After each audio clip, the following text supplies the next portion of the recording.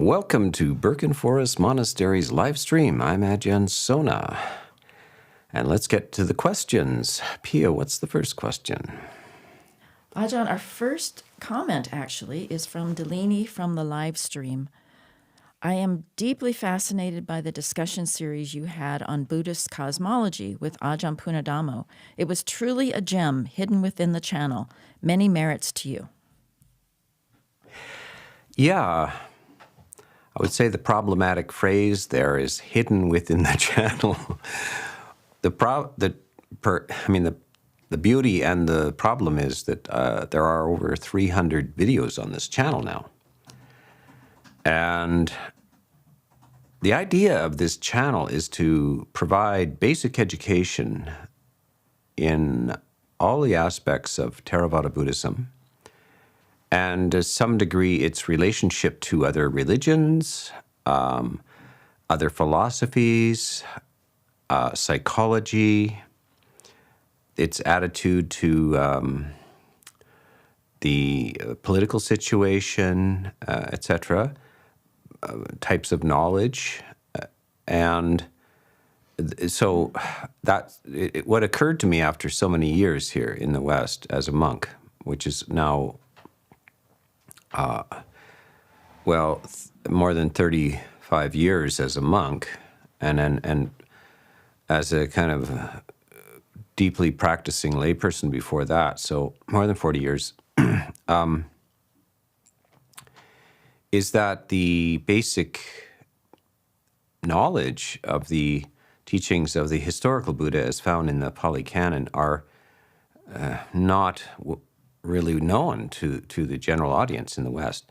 Even in Asia, the basic education about Buddhism is lacking. And so quite often monks who came from Asia, first of all, English was the second language, etc., people found it very interesting, and some people really spent time going to monasteries, temples.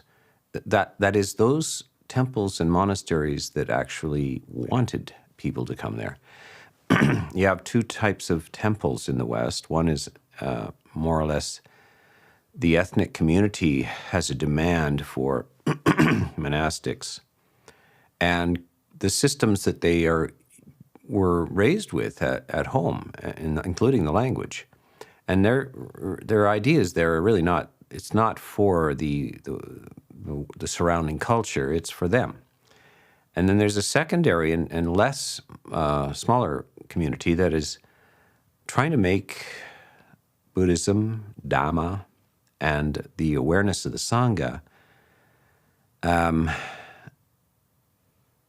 available to the Western audiences, people from different cultures. So you have to have a monk really that knows the culture, whose language, whatever the cultural language is their first language, and has a extensive knowledge of the teachings of the Buddha, and then puts it in a form that is useful and understandable. Now, to fulfill all of those is not so easy, and it's been very patchy. The transmission has been very patchy. At first, it was in the form of talks and books, and there were some good books written by very beautiful writers in the English language, and also in German as well. The Germans were quite aware of the Theravada and the Pali Canon, not available to most English speakers. In English, there were beautiful books written by Oxford-educated people who really had a good grasp of things, including the original language of Pali. But it tends to be for an esoteric audience, so just a small audience of very curious and well-educated people would delve into these books and patiently try to understand them. Even then, when you're just exclusively a book reader and you don't live immersed in the lifestyle, you can easily get things wrong. it's like reading about jazz or something like that without playing it, or reading about classical music without playing it. There's some things that can be wildly misinformed about. So this is the task of this. This came to me somewhat late. I mean, I was always trying to educate people in the basics, but this new media. So the idea for me was to cover all the basic aspects of it, and the cosmology as well. Now, part of the way that that Buddhism has been brought was, in very popular form, was this kind of insight meditation practice, which was stripped of all of its monastic and ritualistic and statuary, etc., and a focus on mindfulness, even a reluctance to talk too much about precepts or moral commitments, virtue commitments. This is a manifestation of the 60s in America and indeed in Europe as well. It was a rejection of conventional morality and a wish to not be hemmed in. It was an idea of exploring. This is, of course, because of the baby boom, the large population boom of young people, and of course in their teens and their 20s, they'd rather not be told what to do. They'd rather explore. So they did. And sometimes it was a profitable exploration, but sometimes it was not, because frequently wisdom is lacking and discipline is lacking. So the people who introduced mindfulness meditation and the insight meditation were speaking to that audience, and they knew their audience, and they did a great job, but it was completely devoid of some aspects of Buddhism. They just didn't want to touch certain topics can be radioactive, so they didn't talk much about rebirth or karma or any of that stuff, and especially not cosmology. But I thought, well, okay, that now it's 40 years later, 50 years later sometimes. It's time to grow up and realize that there's a huge element represented in the Pali Canon. And you're not kids anymore. And I wanted to present that and just let you digest it. So Ajahn Punadhammo and I did a dual presentation, mostly because he had really spent some years distilling this and looking at this. By the way, even many Western monks are not familiar with the cosmology of Buddhism. They come in, they become monks, they train in the rules of conduct, etc., if they're at a good monastery. If they're not at a good monastery, they don't even do that. It's not easy for a young man to come from the West and choose a monastery system which is good. They can easily fall into something has gone downhill, is not very well conducted, and the person is welcomed in, but they don't realize they're not getting very good training, etc. So that's a big problem for Westerners wishing to train in monastic structures. It's also a big problem for lay people to just fall in with any old monastery or monks. They're not all well behaved, they're not all well informed. So the cosmology was, I needed to make it available, and Ajahn Punadhammo was a good source of that. He's very fluent in his presentations as well. He's well spoken and knowledgeable about this. So I thought I would sit down with him and also fill in some of the sense of, like, how can I make this useful for people in the modern world? This cosmology has a great usefulness in terms of your own psychology, personal psychology. As we know from the study of Greek mythology, By the way, the word mythology, it doesn't mean that it's false. A myth is just truth on a different order, in the same way that a great novel is truth on a different order. In fact, so in the West, in fact, literature is the new religion. It is a substitute, or what fills in and actually explains things about religion. This is another thing in the West, like that people are also ignorant of Christianity. And if you're ignorant of Christianity, you will not understand most of European literature, because most of European literature is embedded in Christian ideas. The stories and Christian and Judaic ideas. And so these ideas are, you need to extract the meaning. It's like fables. They're not just stupid stories about a crow and a fox that couldn't be true. There's profound truth to them. And there's another element, which is that we have revealed. We've been saturated with scientific and technological ideas, and we presume that anything outside of the materialistic sort of interpretations of things can't exist, can't be real, couldn't be possible. But that's a hasty conclusion. And there are bright people on both sides, some people with PhDs in physics and so forth, that say, look, the idea that science is all that can be spoken of or known is not the case. There are other ways of knowing, other types of knowledge that may be true and that have not yet been confirmed from science, and may never be confirmed from science, because it's just out of the reach of that particular method of assessing knowledge. There are other people who I would say are more naive, that are not, they're scientists but not philosophers.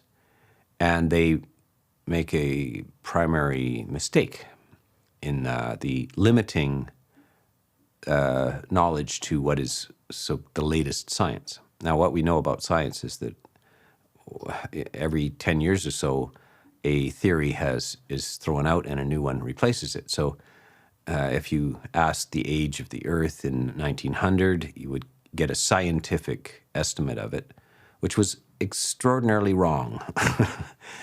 That Buddhist estimates of the age of the Earth would be much closer to the truth than hard physics in 1900.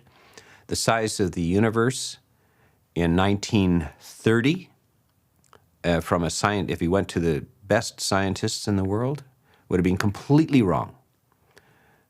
What they thought that was the universe was just the Milky Way galaxy. And then they discover, there are other galaxies, etc. Just staggeringly wrong. So science is not something that's right. It's something that is a provisional explanation of things based on observations and theories. And every decade or so, and sometimes every 6 months, the entire thing is thrown out. It's garbage. And a new thing is brought in. So we can't, this idea of the authority of science is, what's given there is the authority of the method of science. It's not the actual results of science, not the actual hardcore, what they find, because it's wrong.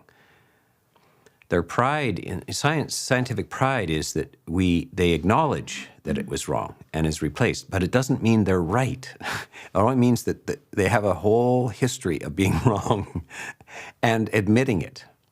So there is a misunderstanding, and you really have to investigate. If you want to be a little bit broader minded about this, you need to explore what's called the philosophy of science. You have to have what this method of knowledge, etc.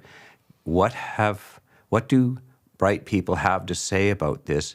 What does it tell you? What does it not tell you?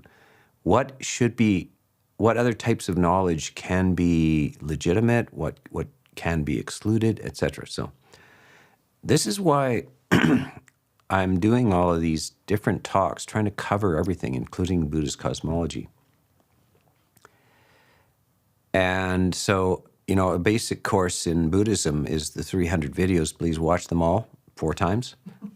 That's 1,200. And new ones will be reproduced. I'm still not finished with this course in Buddhism. Yeah. Okay, let's go on to the next question. Ajahn, the next question is from the live stream from Kai in San Antonio, Texas, United States. Dear Venerable Sir, does it do any good to reflect on what our previous and or future existences may be? I know that the jhanas have the ability for humans to remember past lives, so does it have any relevance to day-to-day life? Well, here's the question. I mean, this is, again, very important that we understand. Buddhism's firmly and completely immersed in the idea of past lives and future lives. And I've mentioned it a few times before, is that one of the reasons why Buddhism is not so preoccupied with the next life, like you'll see all kinds of inquiries. A person died and went to heaven and then came back and said, oh, there is a next life, etc. This near-death experiences. This is a fascination for the West. Not so much for Buddhism, because guess what? This is the next life. This is, you died and this is it. So that Christianity does not have a previous life. Judaism, some sects of Judaism have previous lives. There are Christians who would be considered heretical who have also believe in a previous life. And the only reason they'd be heretical is that they have a big council at some point in history and decide, do you pop into existence out of nothing or what? They never answer that, by the way, in Christianity. They don't answer, where do you come from? If you're not previously existing, do you pop out of nothing? There's this so-called immortal soul that you're supposed to have. Is it just placed in there by God, already formed and already quite misformed? It's a very you pop into existence and then you persist forever after that. So this is a weird kind of a one-way type of structure. Buddhism has the idea that you don't just pop into existence, that the beginning of things is not possible to know. This is something parallel to the idea of the universe itself. Like, does it just pop out of nothing in a big bang, or is there something prior to the Big Bang? Is there some structure, cause, etc. prior to that? And how long does it exist? Does the universe exist forever, expanding into infinity, or does it recycle itself? So this is the attitude of Buddhism, and if you expunge this, and there's a type of school called secular Buddhism that wants to, there's a number of secular Buddhisms. By the way, there is no orthodox secular Buddhism. It's a bunch of people's trying to fit some specific ideas and so forth. So I'll just remove this, stretch this out, add this, and take that out. And so there is no such thing as, quote, secular Buddhism. There's a whole bunch of people who reformat Buddhism into any system they want, and they just call it secular Buddhism. Or they call it Tommy's Buddhism or Billy's Buddhism or whatever they want, like they feel free to just take it, reprocess it, and blend it with psychology, mythology, with any which way they want. So it's and there's nothing that we're not a system which violently opposes any of this stuff, we say, what can we say? There's great value in these original teachings, but if you throw out some aspects, you may throw out the baby with the bathwater. So this idea of accessing your previous life is, for some people, there's no need for meditation or anything. They seem to have a spontaneous memory, and this usually occurs in early childhood and diminishes as time goes on, as this life takes over the memories. Most people, though, don't have explicit memories. But by the way, if I ask everybody in the audience, sitting behind your computer, put up your hand if you remember your past life. And a lot of you won't have put up your hand, and then I'll say, are you sure? All these things that go through your mind, all these funny little affinities with certain things, why you like music, or why you like architecture from a certain period, or why you want to explore languages, or why you do anything. Is it actual memory, or is it just, do you presume it just comes out of nothing, or do you presume it comes out of genetics? Because, by the way, all of you have explicit and multiple past life memories, and in the West, it's called genetics. Your genes are providing you with all kinds of knowledge. You have no idea how you got it. How do you pay attention to certain things? Why, as a human, do you pay attention to certain things? Why do you like certain things? Well, from a DNA kind of perspective, it's because of 4 billion years of evolution. And by the way, if you want to be a total scientific nerd, everything that you are was so-called determined at the Big Bang. If it's a precisely causal universe, all of your nuances, why you have a headache today, why you married so-and-so, was determined at the Big Bang 13.8 billion years ago, according to science. Now, so the idea that that past life is a myth or anything like that is absolutely unscientific. It's just that they have a different mode of explanation. It has to be a genetic, physical transmission. Buddhism has this sense of vast previous lives, but it doesn't explain it through just genetic transmission. By the way, Buddhism doesn't dismiss the idea of biological transmission. This is called, there is a specific law, it's a biological law called bija niyama. Niyama is law, bija is seed. So they recognize that a seed from a pine tree produces a pine tree. And they don't attribute any karma or past life to the pine tree, because the pine tree has no consciousness. So they recognize that why a person's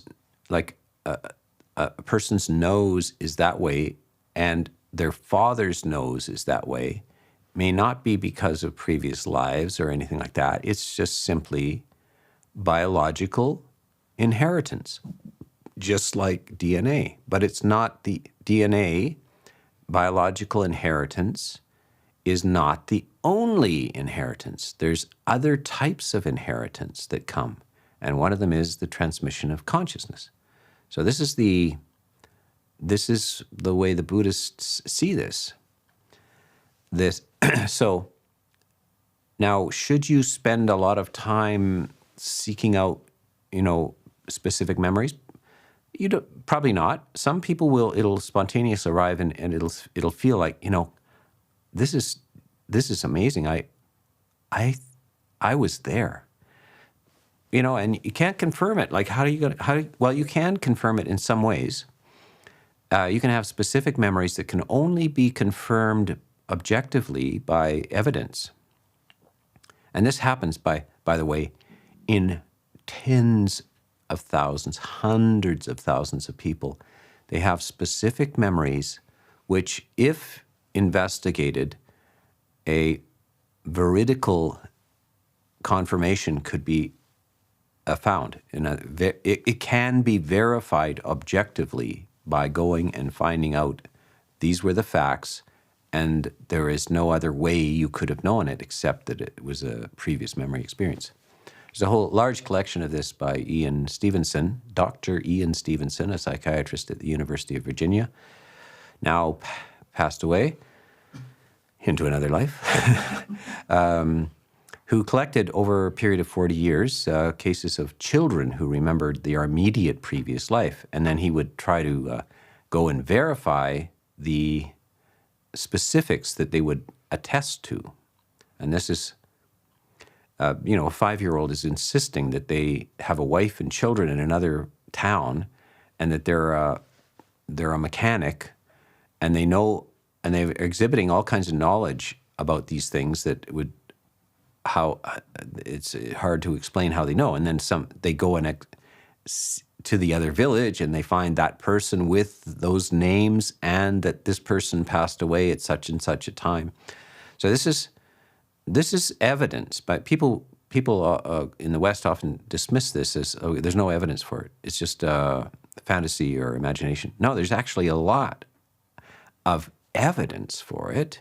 Evidence which would lead to a conviction in a court of law on a homicide case beyond a reasonable doubt. There's a lot of people executed on much less evidence for having committed a murder than the evidence that you could find for having existed previously. Should you be preoccupied with this? You don't have to be. Is it useful? Yes.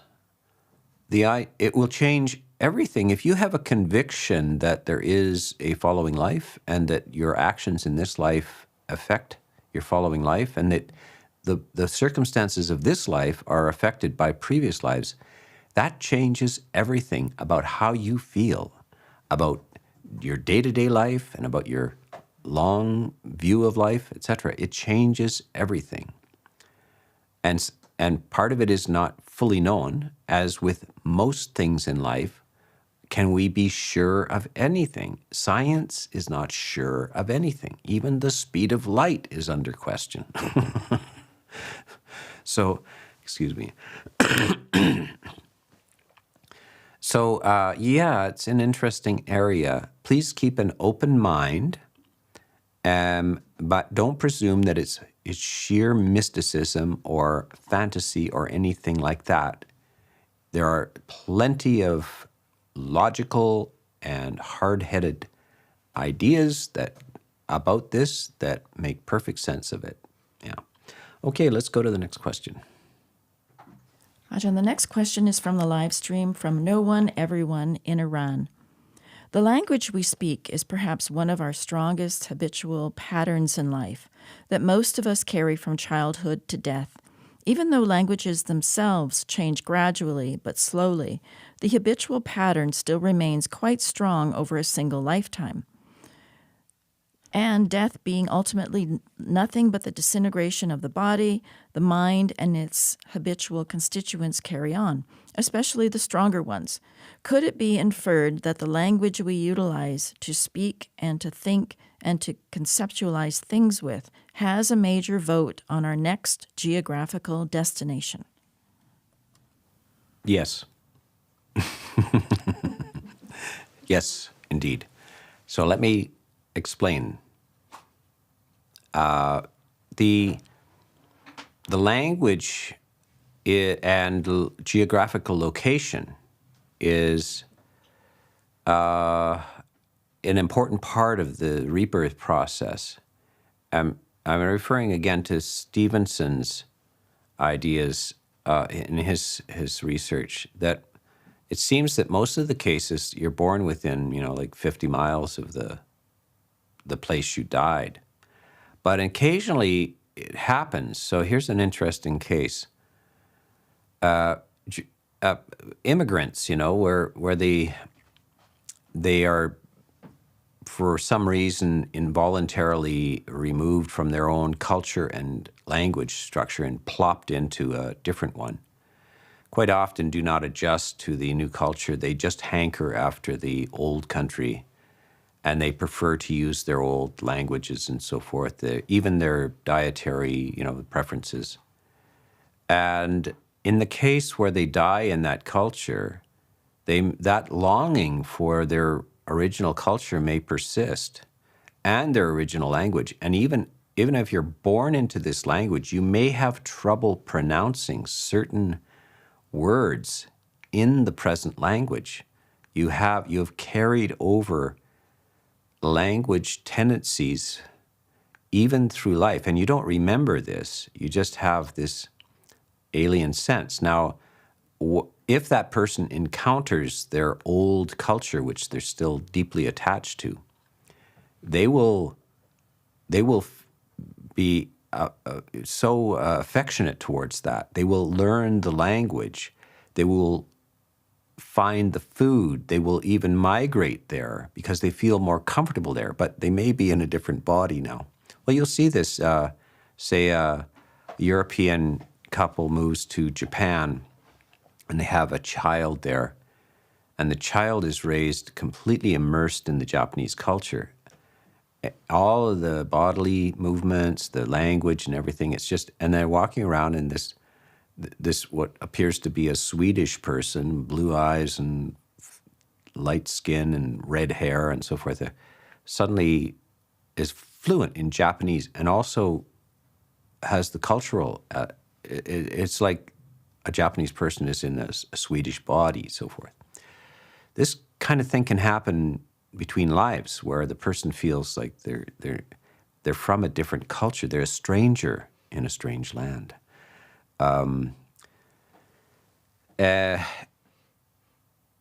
Yeah, I mean, even look at me. Here I am, white, blue-eyed Westerner, born in a middle-class Canadian family. I'm immersed in the Asian religion of Buddhism and feeling quite comfortable in that and not comfortable in many of the Western forms.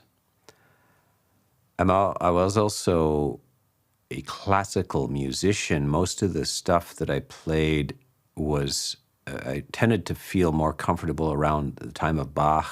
Most of the music of Bach spoke to me more than later, even in classical history, more than romantic, the 19th century types of music. I moved backwards, especially once I took up meditation, my preferences in music gravitated back in history, strangely. So all of these things help explain who we are and why we are this way. Now, in the contemporary times, we see all this kerfuffle, that's a special word, kerfuffle, about gender stuff. So people are changing their gender. They want to be, they're born in a male body, they want to be a woman, and they're born as a female and they want to be a male. Now, from a Buddhist point of view, this is rather understandable. They're pulling in from past life. And this is very well recorded also in these studies by Stevenson. About, several percent of people remember their previous lives as a different gender. So they're coming in with strong memories of being another gender, and then no wonder they have trouble fitting into the new gender structure. This is not at all a surprise in Buddhism. It's a big surprise in Christianity.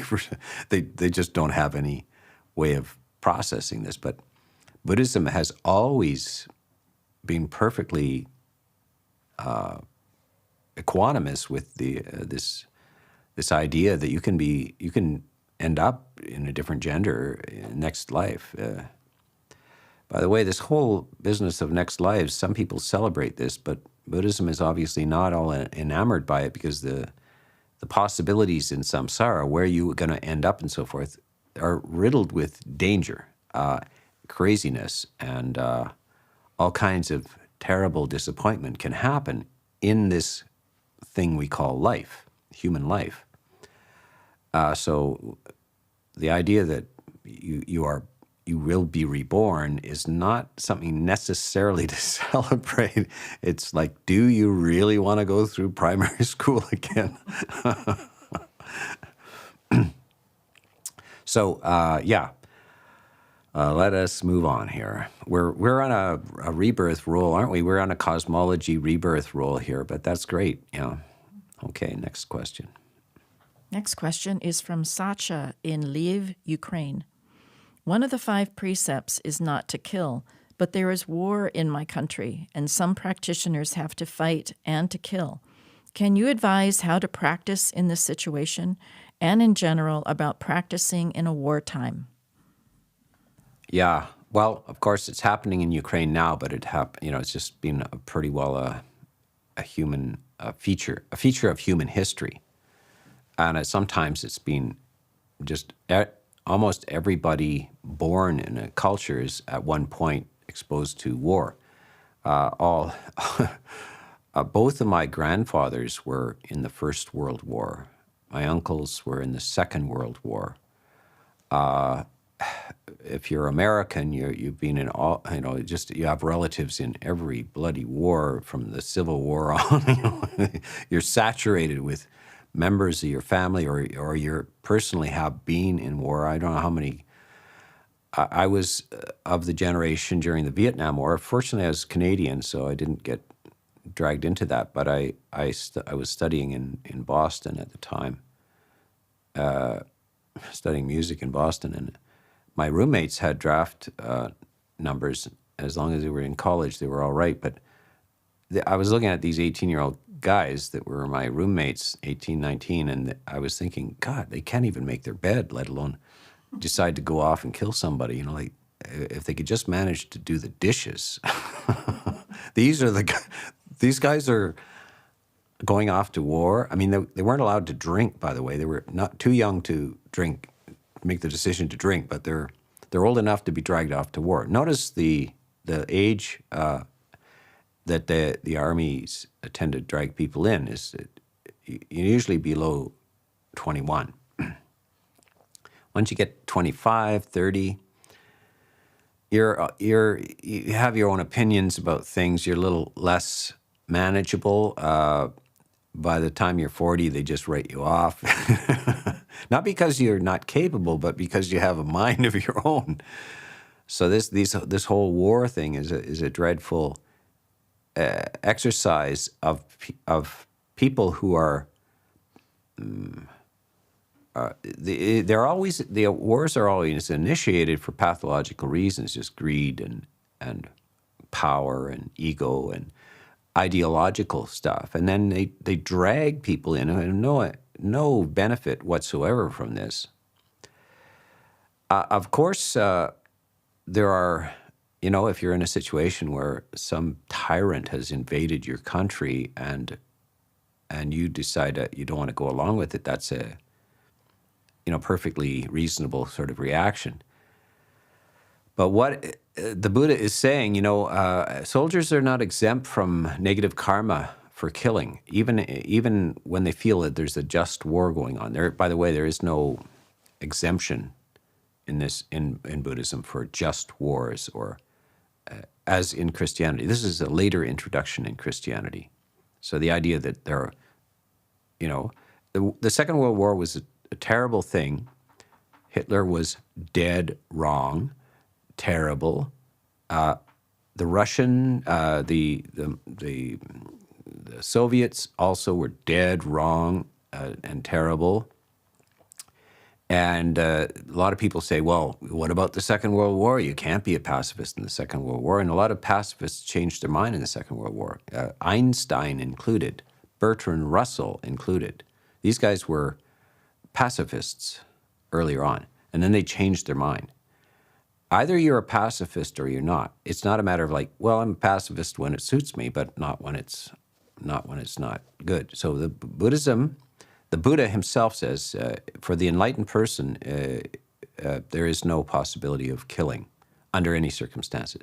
Intentional, deliberate killing, even when you are being threatened or your family, etc.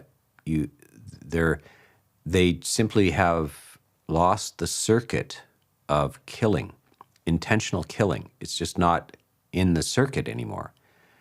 So they won't intentionally kill.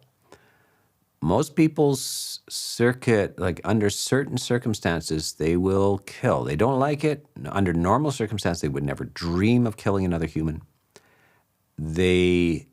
Under certain circumstances, they will decide it's necessary.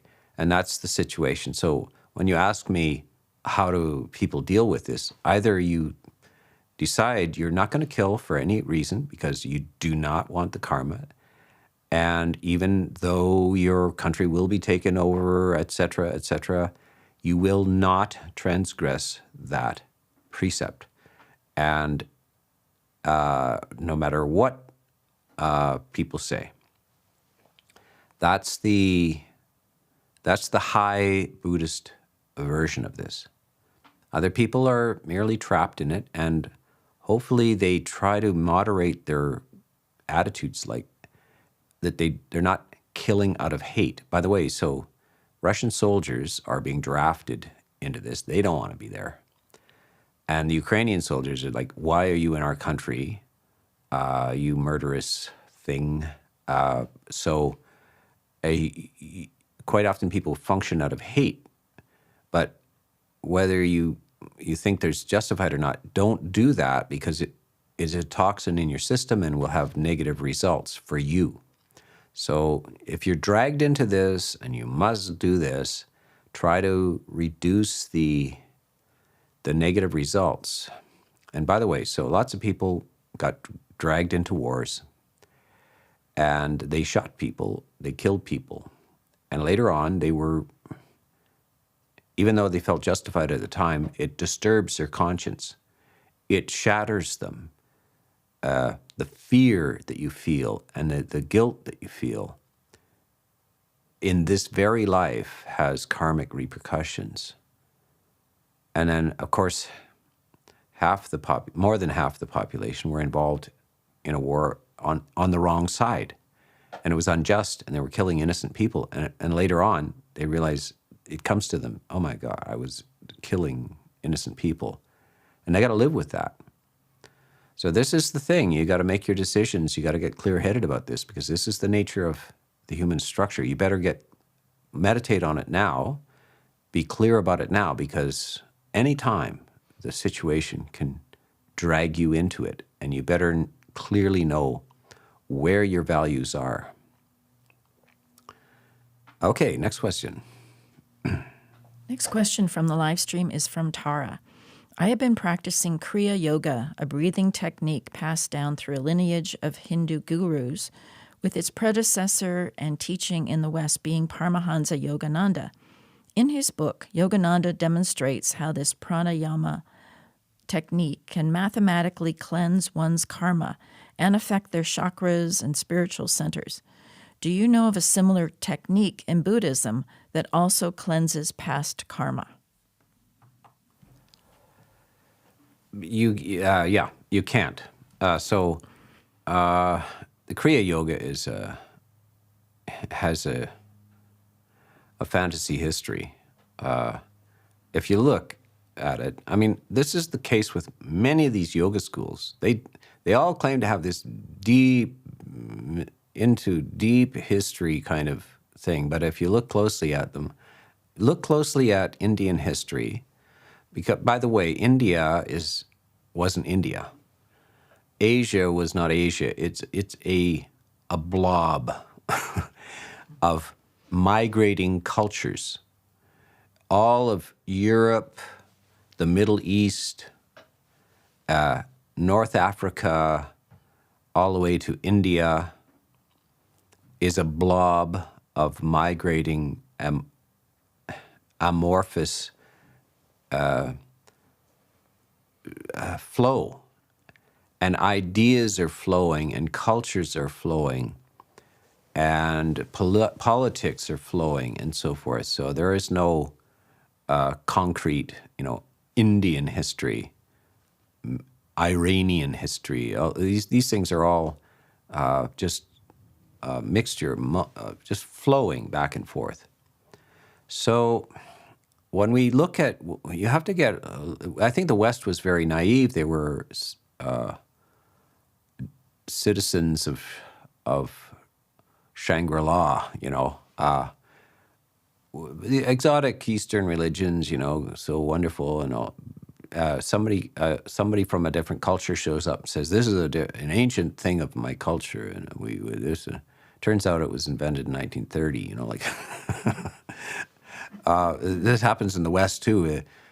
A Westerner goes to Asia and introduces this new fangled, this thing that's supposed to be ancient in Europe. They just made it up last week. So just be a little more cynical about this, but educated about this.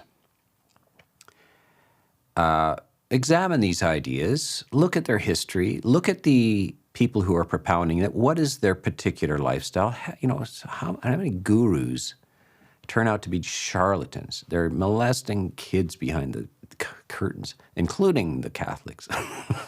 Like this ancient this and that. No, it's not. It is an ancient preoccupation, molesting kids.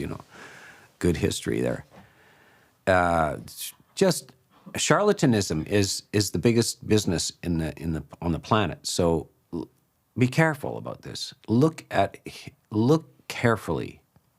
Understand what is its history, including Buddhism. Like there's all kinds of schools of Buddhism that are just like invented in 1922.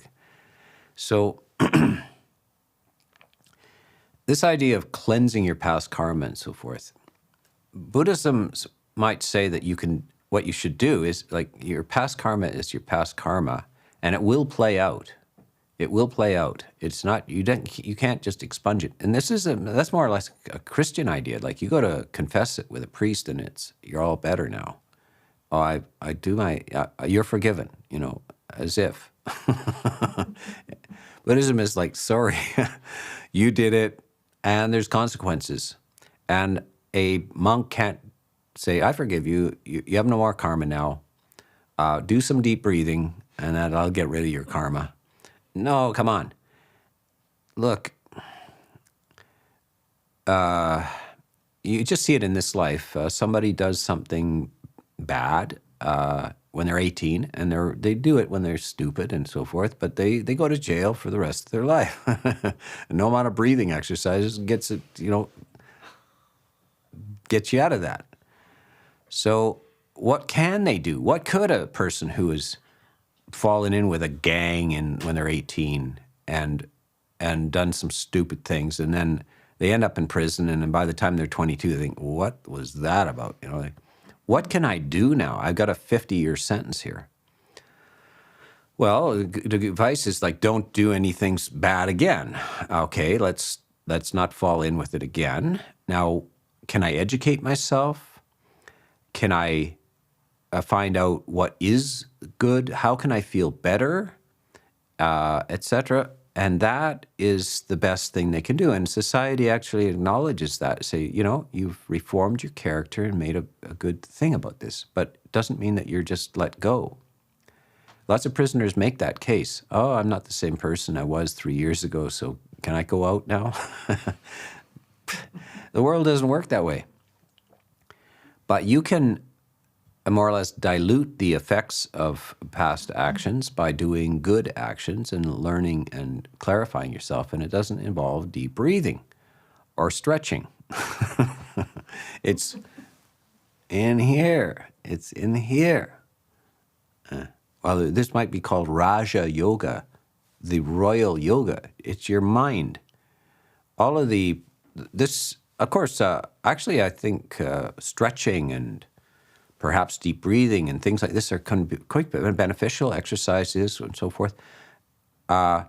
It's a way of helping settle the mind and so forth, but really realize that wisdom and realization is the thing, and this can change your whole perspective on things. but you realize that the things that you intentionally did in the past just don't evaporate.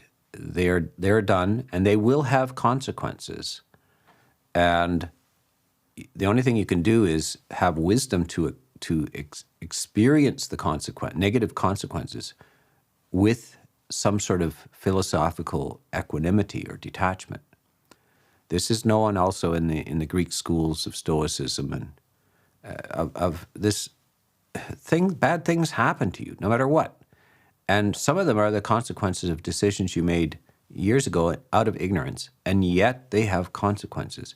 Now, all you can do is deal with the consequences in an equanimous and wise way, and that's the optimal strategy. Yeah. Well, I think we can bring this to an end. That's the last question. It was an interesting kind of series of questions. I appreciated the topics for today, and we will see you next. Is it next week that our retreat is on? Yeah. Next week I'll be conducting a retreat with people coming up from the Pacific Hermitage and people from Oregon and Washington State and maybe a few others. So we're back physically open, packed to the rafters with meditators. I will be giving a full course of teachings over a period of 2 weeks. We will have 2 in a row in May. But in the midst of that, we will also do our live stream. And so I'm going to be a busy monk. So we will see you next week.